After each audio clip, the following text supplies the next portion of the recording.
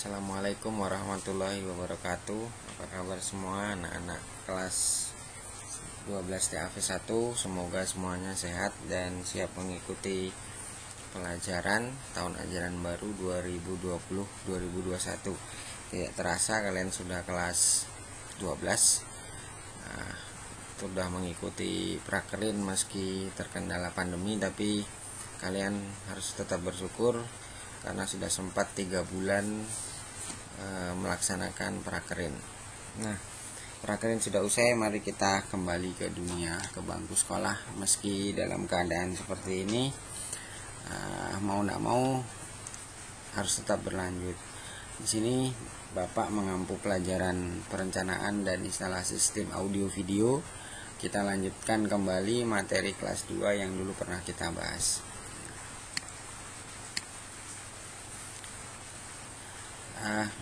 Akan saya paparkan apa saja yang akan kita tempuh maupun yang sudah kita tempuh.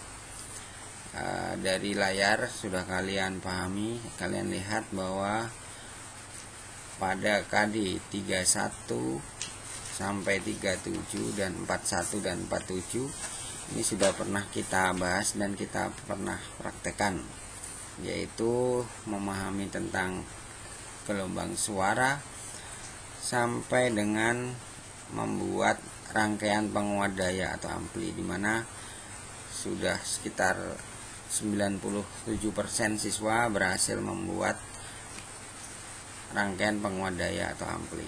Hanya sekitar 3 atau 4 yang belum berhasil karena beberapa kendala. Nanti akan kita coba lagi bagi teman yang belum berhasil di simulasi atau latihan uji kompetensi. Kemudian pada KD 38 dan 48 itu mengukur respon frekuensi penguat daya atau menganalisis rangkaian penguat daya audio. Ini belum kita pelajari. Nah, ini hanya bisa kita lakukan kalau kita praktek langsung karena menggunakan alat ukur osiloskop, kemudian AFG audio function generator. Jadi kalau pada sistem belajar daring itu tidak bisa kita pelajari lewat daring ya. Teorinya mungkin bisa, tapi harus praktek langsung. Begitu juga dengan yang 39, merencanakan rangkaian proteksi dan menguji rangkaian, ini sebaiknya harus praktek langsung. 3.10, 4.10 merancang dan merencanakan sistem akustik ruang kecil. Ini juga belum kita pelajari. Ini nanti berupa simulasi atau keterampilan imajiner. Bisa tidak kita praktekkan langsung, tapi dengan istilahnya dari praktik menggambarkan saja, merancang. Kemudian merencanakan sistem pengaturan peralatan studio rekaman kecil.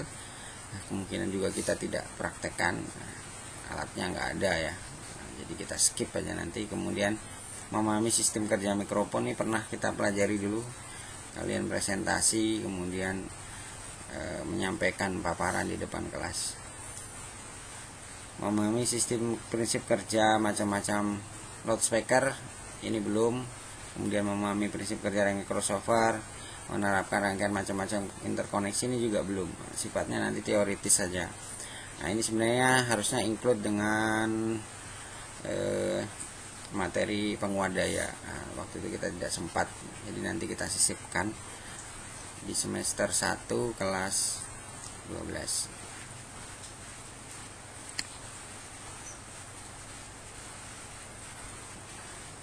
Kemudian selanjutnya adalah merencanakan instalasi sistem suara hiburan pertunjukan rumah dan merancangnya atau home theater.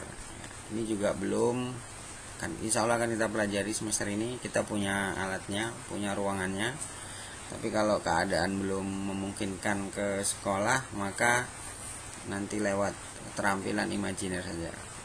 Ada simulasinya bagaimana merancang sebuah sistem instalasi hiburan rumah atau home theater.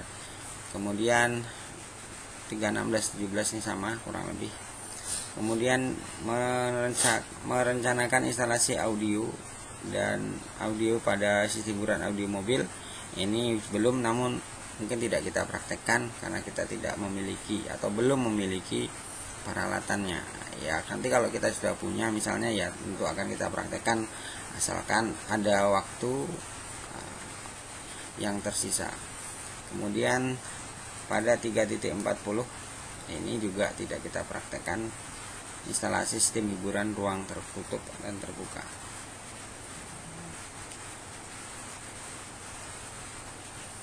Memahami keterampilan instalasi pegging 321 sampai 322. Ini maksudnya Anda bisa merancang sistem pegging, audio sistem pegging semisalnya pada masjid. Nah, itu kan bagaimana supaya jamaah diatur kalau sholat dia hanya didengar oleh jamaahnya, sedangkan kalau azan itu suaranya harus kedengaran sampai luar.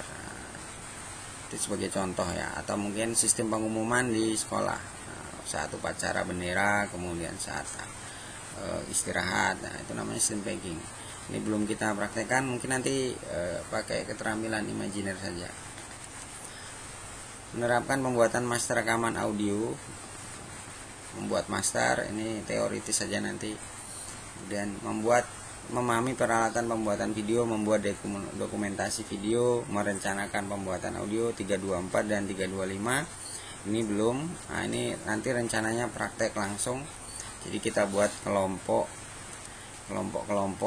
kecil, nah, dimana kalian buat video. Kalau dulu kelas 12 yang lama itu mereka membuat film pendek. Nah, durasinya sekitar 20 sampai 50 menit. Idealnya 30 menit, 25 menit, 30 menit. Nah, tapi untuk tahun ini kemungkinan kita belum tahu ya, saya belum tahu, tapi paling tidak kalian membuat sebuah iklan layanan mungkin sebanyak 5 menit. Misalkan promosi pariwisata Kota Tarakan, misalnya satu aja diambil contoh, satu kelompok mengambil taman berlabuh misalnya. Nah, kamu buatlah di situ iklan sebuah wisata tentang taman berlabuh. Itu tidak usah panjang-panjang.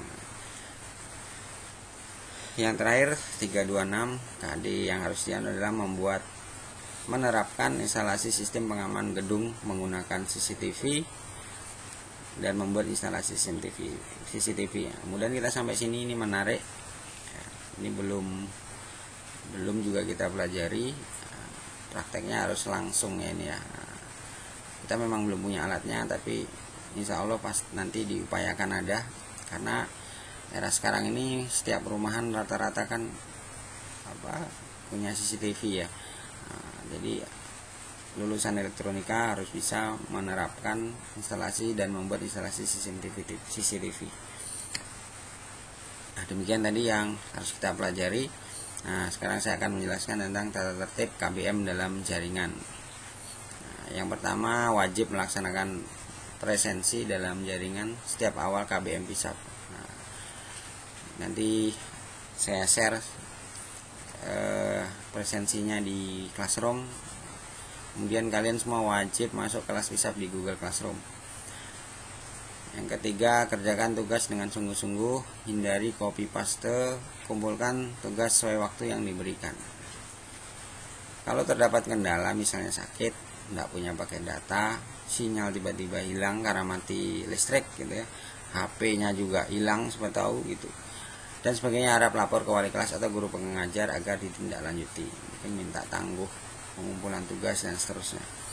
Siswa tidak hadir dalam KBM dalam jaringan 2 kali berturut-turut akan dilaporkan ke wali kelas dan guru BP atau BK agar segera ditindaklanjuti dengan pemanggilan orang tua. Nah, jadi saya harap semuanya bisa mentaati tata tertib ini supaya tujuan pembelajaran kita tercapai. Nah, bagaimana teknik penilaian selama KBM daring? Secara umum, teknik penilaian pada mapel PISAP berdasarkan aspek sebagai berikut. Yang pertama, kebenaran jawaban atas tugas yang diberikan. Yang kedua, orisinalitas jawaban. Maksudnya ini ya pekerjaan sendirilah.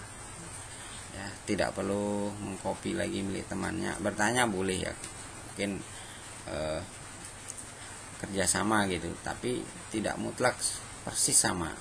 Salahnya sama, kemudian tulisannya sama, lupa ganti nama, nah apalagi lebih parah. Kemudian yang ketiga, waktu pengumpulan tolong diperhatikan, kecuali bagi yang terkendala tadi, misalnya belum punya paket Pak, jadi minta tangguh waktu, haruslah tepat waktu ya, supaya tidak menumpuk-numpuk pekerjaan yang lainnya, karena pelajaran lain juga semuanya daring.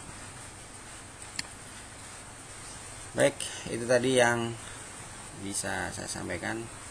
Sampai jumpa di pertemuan berikutnya. Mari kita semua berdoa supaya pandemi ini segera berlalu dan kalian segera masuk sekolah kembali, belajar normal, sehingga tidak lagi lewat keterampilan dunia maya. Saya kira seperti itu. Saya sampai jumpa, jaga kesehatan selalu. Assalamualaikum warahmatullahi wabarakatuh.